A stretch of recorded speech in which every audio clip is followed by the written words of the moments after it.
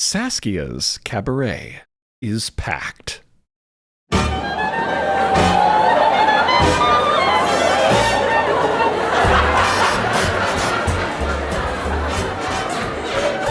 It's the most popular nightlife spot in Stationery Hill on a normal night, and this is not a normal night. It's New Year's Eve in Stationery Hill on MIDST. Wait, New Year's Eve? Really? It's not something cool and unique to this setting, like Traversal's Reversal or something? No.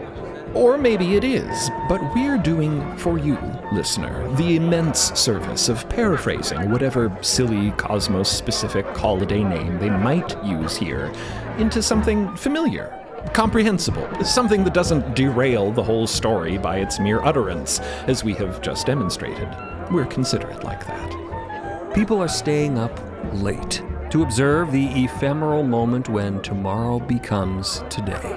When the timekeepers shepherding the buoy to the last time house give the long-distance signal to the timekeepers standing watch at the first time house to release the new buoy. It's normally a night of great revelry. Lots of partying, dancing, that sort of a thing. But there's a strangely grim tinge to the atmosphere here tonight. Quite a few people sit huddled over their drinks as though trying to ward off a bad mood. There's a simmering air of tension, of arguments waiting to be had, of smothering exhaustion. The sentiment of great cosmic cooperation that felt so prevalent at the start of last year now seems to have evaporated. Still, though, the colorful glass lanterns glow merrily, and lively music drifts in through from the theater in the back of the cabaret, where a live band will play until the wee hours of the morning. Hometown hero Ned, consummate bandleader, is keeping it lively with an upbeat number in the reliable key of D, bless his heart. Nearly midnight, Stationery Hill is immersed in the fold. Dark eddies billow in the air, swirling mysteriously between the tables and booths of Saskia's cabaret, dancing inquisitively around the pulsating fold-safe lanterns in all their different jewel colors of stained glass. The stately, dark, melty-looking building seems like a classy old jazz club that got supernaturally warped in a historic terror. Because, of course, it is. The architecture leans, it spirals and swooshes. Comfy benches are tucked behind luxurious curtains, the slightly humid fold night air wafting around the various Tiffany-style lamps on tables throughout. A lovely place to ring in the new year.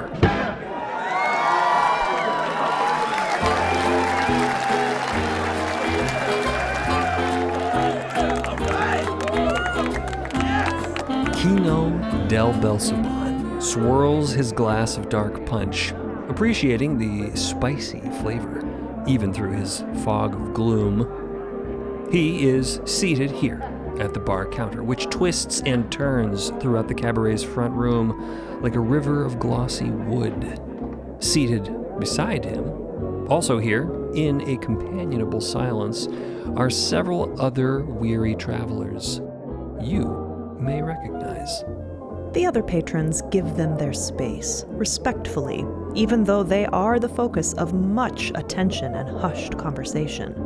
They have been pretty much constantly, ever since they abandoned their failed expedition and turned back from Brocherug, notably without the ship. There was word of their coming long before they actually got back to MIDST, of course. Without the miraculous dark mica vessel to convey them at unprecedented high-tech speed, their return journey took nearly half a traversal. A long, slow, anxious, and increasingly devastating ride. Throughout that whole intervening time, the Cosmos could talk of little else, as with each passing month without news of the ship, the reality of the situation grew heavier and more undeniable.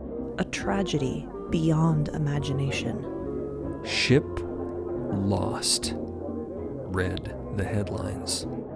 A blow to cosmic morale. The consortium's great failure. A known and anticipated risk of the expedition, of course. Never coming back.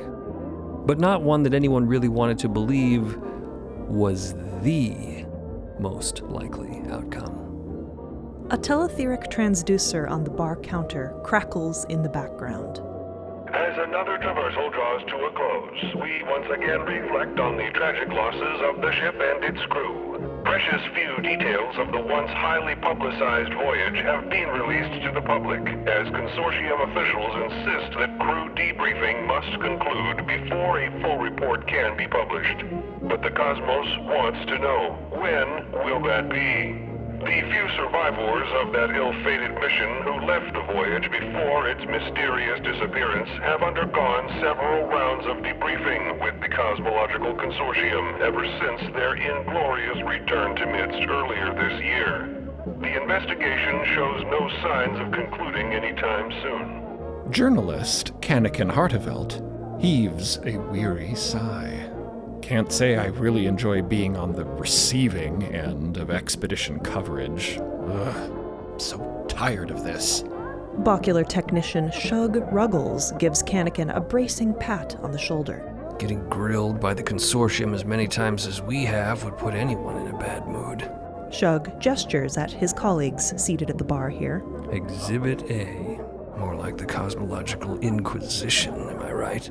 Yared, the botanist, stares down into the melting remnants of her cocktail. It's not that I mind answering questions, but by this point you'd think they would have accepted that we don't really have any answers to give. You can only say, I don't know, so many times before it starts to wear on you. They barely even ask us about our actual discoveries anymore. I want to talk about the Oasis in the the ancient terror systems in the Fold. Hell, even the horrifying shit in the... Shh! Keep your voice down, Yared. Kannakin glances nervously at the other bar patrons, but luckily no one seems to have overheard. Yared's cheeks go red. Sorry, it's frustrating that they're pressing us so hard on the stuff we know the least about. Why hasn't the ship returned? I don't know. What happened to the ship? I don't know. What happened to the crew? I don't know. I don't know. Dune, one of the two gunners, shakes his head slowly. Don't be so hard on yourself. If we hadn't quit the expedition, the consortium wouldn't have any answers. Not even I don't know. If we hadn't quit the expedition, maybe the expedition wouldn't have failed, says Yared bleakly. Like an extra sous chef would have made a difference, mumbles Mikalord, who is several drinks deep at this point. However it ended for them, I just hope they didn't suffer. Please do not talk about them like they're dead. The bartender slams down a pitcher of water onto the counter, making Mikalord jump. It is, in fact, no mere bartender, but the venerable proprietor of this institution, a cloud of white hair crowning his lined old face. He looks at Mikalord sternly over his spectacles, emanating this grandfatherly disapproval. I'll remind you, my daughter is on that ship. I'm sorry, Mr. Guthrie. I didn't mean any disrespect. I'm so sorry for your loss. Have some water, young man, Sherman Guthrie says, pouring him a tall glass of that substance.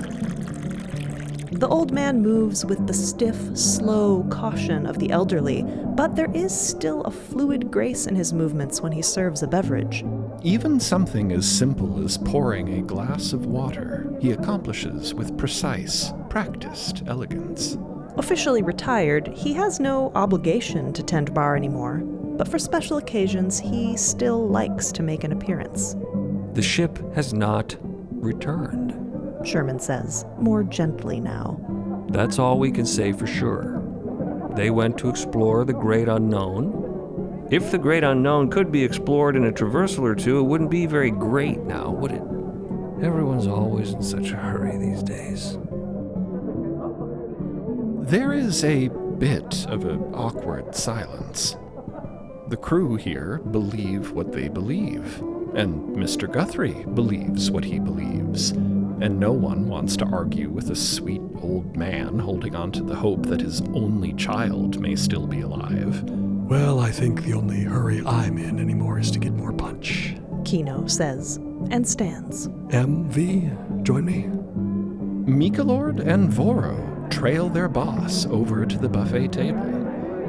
Voro grabs some samples of candied pearl fruit, some nutty clock cakes, and frosted candle-shaped cookies. While Mikalord tongs out some salty mushroom fritters, and Kino tops them off from the big punch bowl. How about you, Commissioner? Kino asks, proffering the ladle. A bearded, red-haired consortium official in a distinguished blue cape sets aside his plate of marinated fuchsia olives, holding out his empty glass. Cheers, thank you, he says wearily. And, once again, I'm sorry the proceedings have dragged on as long as they have. You've been very cooperative. Thank you very much, you're too kind. What can I say? New year, new possibilities. What choice do we have but to soldier on? Nearby, two horned, black-clad mothers glide through the crowd, Calamity and Misapprehension, and post up beside the bar, quietly observing. They do not eat or drink, but they nevertheless seem to find the party intriguing. Calamity picks up a party cracker and gives it a tug. Glitter and streamers blast out. Misapprehension nods somberly. Always a little bit of a surprise to see you in here, Norrengrave, busy man that you are, Sherman says, stopping by to refill the punch bowl on his way to the VIP balcony stairs. Consortium lets you take the night off, eh? A companionable handshake. Thank you, Mr. Guthrie. Your excellent establishment has always been a welcome reprieve from my duties during difficult times. Now, and in difficult times gone by. This fine fellow was part of the original United Barony's effort to recover our moon shard. Before it became the ship, of course. Guthrie says to Kino and the chefs, still gripping Norrengrave's hand. Why is that so? Says Kino, exchanging a tired, perfunctory smile with Norrengrave. My word, such modesty, Commissioner. You really should have led with that. All this time we've spent together, and you've neglected to mention your illustrious personal history. Two middle-aged women, twins, dressed in shimmery gowns, wave from the VIP balcony high overhead, trying to reclaim Mr. Guthrie's attention. Sherman waves back. Excuse me, Commissioner, chefs, I'm being summoned by my capable successors. They're the ones who really run things around here, of course, now that I'm retired, you know, but they still humor me by asking for my opinion now and then. No, excuse me, duty calls. He starts his careful way up the long, steep, spiraling stairs, navigating each misshapen, terror-twisted step with old familiarity. The cabaret maitre d' circles past, offering a platter of mirror hawks on the half-shell. Don't mind if I do. Kino says and proceeds to slurp one. Thank you very much, very kind. Happy New Year, eh? Happy New Year, the maitre d' smiles back merrily. Every year is happy, but happiness isn't out there. True happiness lies within. At least that's what I believe. How cool for you, Voro says, raising her glass. Impressive, my friend. Kino says, now guzzling a second mirror hawk, exchanging a look with Commissioner Norrengrave. Tell me, what's your secret? How do you maintain that infectious, positive attitude in the face of overwhelming odds? The maitre d' laughs. Many years ago, I used to be very negative, a hateful and angry person, some might say. But then my moon fell out of the sky. Stuff got really bad, and I realized that things can always be worse. So I changed my tune. Things can indeed always be worse, Norrengrave says. Wise words. And the mothers helped too, the maitre d' adds, nodding across the bar toward Calamity and Misapprehension, who nod back. Were they always watching this conversation? They helped me recognize that you are not your thoughts. You have a choice, and I chose happiness. And with a twinkle in his eye, he bounds away. Remarkable, what a guy. Kino says, watching him go. With your heart in the right place, no matter the obstacles, truly anything is possible. I don't think our hearts alone will substantively resolve the fate of the missing expedition. Norrengrave sips punch, frowning. But every little bit counts. Yes, I'm trying. Kino sighs. I'm putting on a show at least. Lead by example, right? Fake it till you make it. Honestly, Commissioner, I feel like complete crap. But, words do matter, and as long as we're all busy imagining horrible outcomes, might as well try imagining a few wonderful ones, right? Norengrave shrugs, a half-dozen medals on his chest jingling. I'm trying not to imagine anything. It's my job to simply deal with the situation as is. Very wise, very professional, yes. Well, I suppose we'll all do what we can. And you're doing plenty. Norengrave chews his lip for a moment. I want to thank you all, again, for enduring this rigmarole. I never could have predicted the investigation would be so prolonged, or that we'd have to keep reeling you back to Stationary Hill over and over again for more rounds of questioning. I know you're all ready to close this chapter and get on with your lives. I am too. Hopefully we won't be spending next New Year's together, eh? He clinks his glass against Kino's, and with a twirl of his blue commissioner's cape, makes for the theater, following the sound of the music. Kino darts a look at Mikalord, who takes another big gulp of water before a teensy sip of punch. Those hawks were very fresh. And whatever they used in that vinaigrette, I think, I could swear maybe a green motato, pleasantly sharp. MIDST and their green potatoes. Seems like a regional thing. I'll make a point to try one. They aren't pretty, but the luscious salad over there. Voro points to a towering, gelatinous dish covered with decoratively piped mashed tubers. That's something else, if you like Mirrorhawk. My, yes, quite the spectacle. Pardon me, I'm going to go take a gander at it. And Kino maneuvers through the crowd to acquaint himself with the gelatinous edifice. Hello?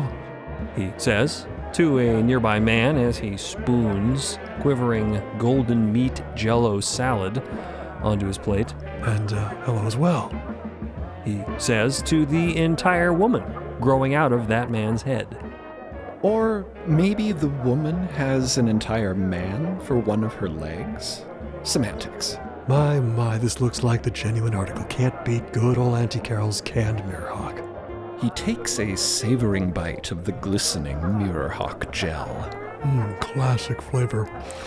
A nostalgic mouthfeel as well. Have you tried this? Yep, every year, says the woman. Mind if we join you? Sure, please, ma'am. By all means, pull up a chair. Everyone else in here is pretending to ignore us. They're trying to give you space, explains the man leg. That's how it was for us, too. For you? Kino turns to look at her more closely. Well, her and him, both of them. They're approximately in their 50s, the woman slight and wiry, the man solid and stout. Their physical arrangement of his head fused to her hip socket should be ungainly, but it's not. They know what they're doing. It's like they've been this way for a while. Why, there's even a special custom chair reserved at the bar for them, which up until this point Kino had mistaken for some kind of a weird piece of scaffolding. Yeah, the woman replies. You know the River's 11? The River's what? At Kino's lack of recognition, she goes on, well, never mind. Basically, we were involved in some moon-related stuff way back before the ship became a thing, and, whatever. This isn't about me. I just wanted to say, I know what it feels like when everybody doesn't make it back home. This whole town does, really. Stationary Hill has known plenty of loss. I'm sure that you, the crew of the ship, that is, have all been through things that nobody else can understand. But you're still not as alone as you think. Kino gives her a watery smile. That's very kind. Thank you. It has felt quite isolating getting back. It's just strange that surviving should feel so much like becoming a ghost. Sorry, I keep trying to tell myself that missing doesn't mean dead. Oh, but I'm sorry, where are my manners? Del Balsaban, Kino Del Balsaban, by the way. Oh, we know. We tuned into Kino's Kitchen every month back when you were on the air. And Now you're famous for other reasons, too. But you know that. I'm Jacob, says the man. That's Fiona. I see. Nice to meet you both. Well, are you? So, forgive me for asking, but the two of you, are you? I mean, what's the relationship here? We're joined at the hip, says Jacob, and starts laughing uproariously. Clearly, one of his favorite jokes. I'm afraid this is my husband, Fiona says, with affectionate exasperation. The front door of the cabaret swings open, its shiny black paint glimmering in the lantern light, the panes of its colorful stained glass window depicting a single black candlestick. And a burly old man hastens inside, smelling faintly of motor oil. Did I miss it? Is it all ready tomorrow? Not yet, Joe, Fiona calls back. Oh, good, then I'd better get in position.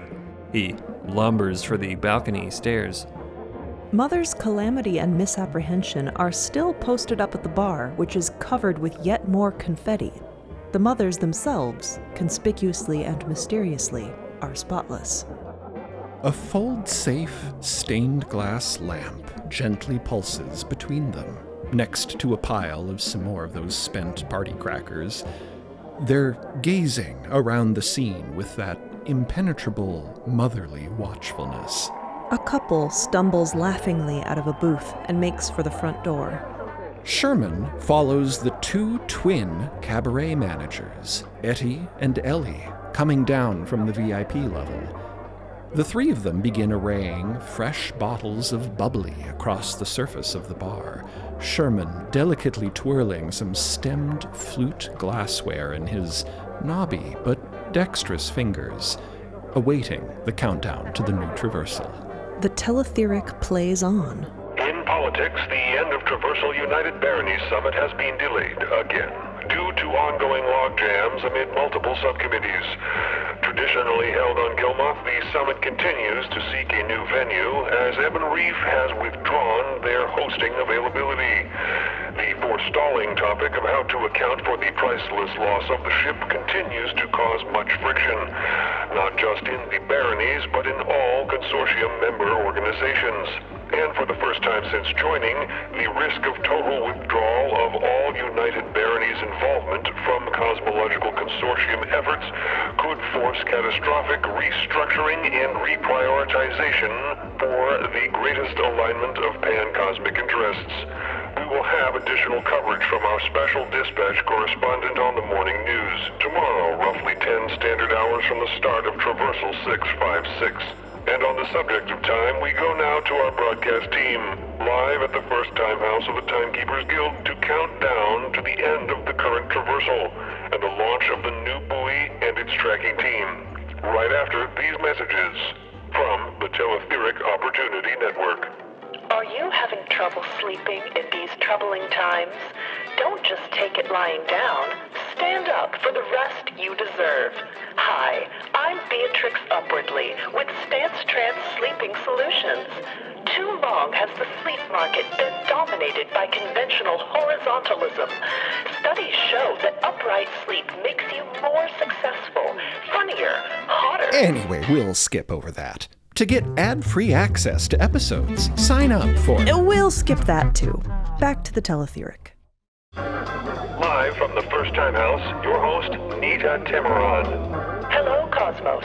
I'm thrilled to be here at the launch site of the 656th Traversal with none other than Quaternomus Galatarius V, the Count of Time.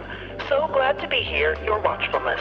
Indeed, as another traversal nears its end, we delight you could join us for the launch of the next. What can you tell us about the team tracking the Traversal's buoy during the coming year? Yes, my word, yes. We've selected the most eager recruits to shepherd the buoy, and we have scheduled their interviews to occur at the traditional cadence of one every other time house. This is not that time. Of course, Count. I wouldn't dream of rushing you.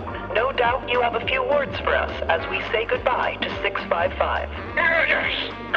In the course of human events, great seasons of trial and tribulation may seem to hold sway.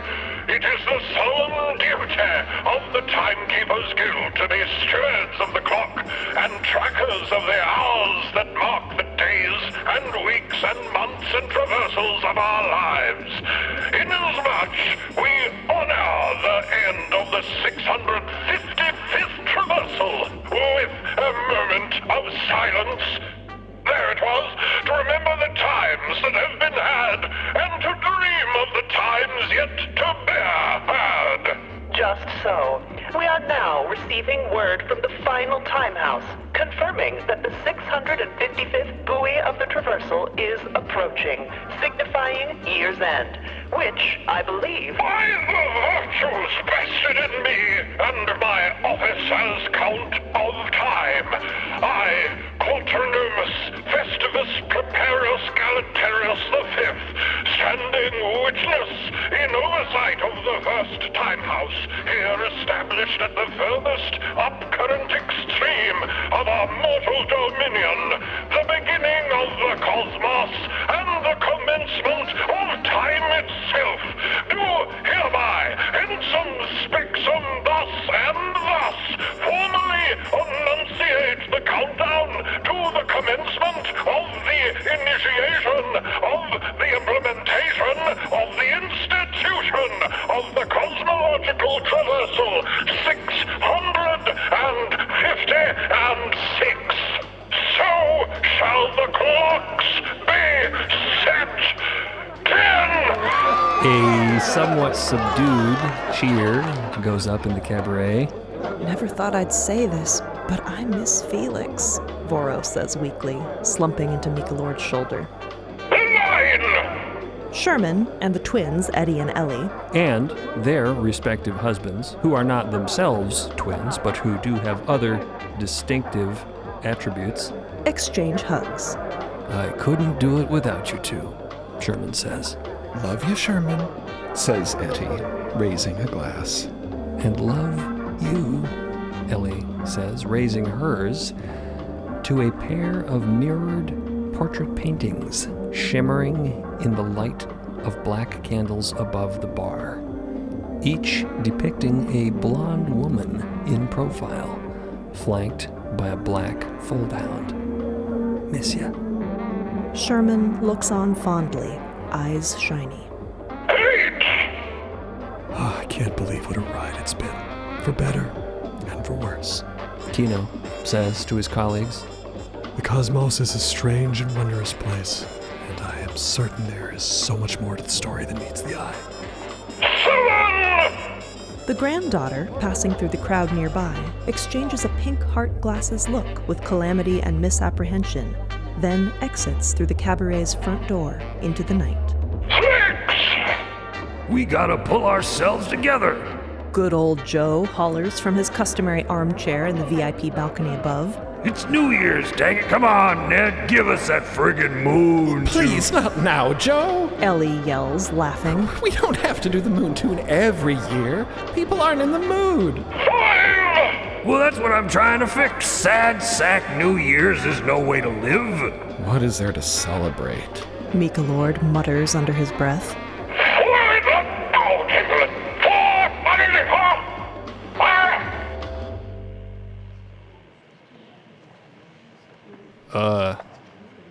Everybody in the cabaret is definitely paying attention to the New Year countdown now, even if they hadn't been before. Huh? Joe grunts from the VIP balcony. There is a long and awkward period of on-air silence. Everyone in Saskia's is watching the teletheric with an increasing level of uncertainty. You can practically hear the fizzing wine sparkling gently in the glasses on the bar. Cannigan leans over and gives the teletheric a bit of a thump. They twizzle the volume knob. It's not broken. Still transmitting. Maybe they just stopped talking. Maybe there's a problem with the buoy. Apologies to our listeners. It's... Another long silence. Faint, tinny voices are barely coming through. Is it excitement? An argument? Please stand by. The new traversal will be delayed until further notice due to extremely unforeseen circumstances which have temporarily interrupted the buoy launch here at the First Time House. A heartbeat. In the cabaret, voices are rising in confusion, concern. Mikalord chuckles morosely. God, wouldn't it be fucking insane if... No. Murmurs Kino, wishing he could say, Yes, Sherman Guthrie whispers, closing his eyes to listen all the more intently, pressing his hand against his heart. The radio is crackling. Friends, listeners, we appear to be receiving an unexpected visitor arriving at dock here at the First Time House. In the cabaret, people are rising from their chairs. I don't know how this is possible, but... Sherman begins to smile, tears spilling down the creases of his face as he says, in sync with the broadcast, "It's the ship!"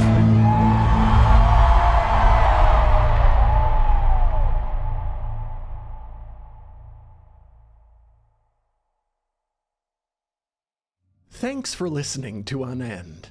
If you're enjoying the story, please rate and review to help someone new discover the cosmos. You can catch Unend every Wednesday anywhere you stream podcasts or through the MIDST Podcast YouTube channel. If you're looking to dive deeper into the story, become a Beacon member at beacon.tv or join the fold on MIDST.co to receive early ad-free access to episodes, behind-the-scenes exclusives, and lore-expanding bonus content. Or, if you just want to hear this podcast 2 weeks early and without ads, subscribe on Spotify or Apple Podcasts. To stay up to date on what's next in the cosmos, sign up for our newsletter on MIDST.co or find us on social media at MIDST Podcast.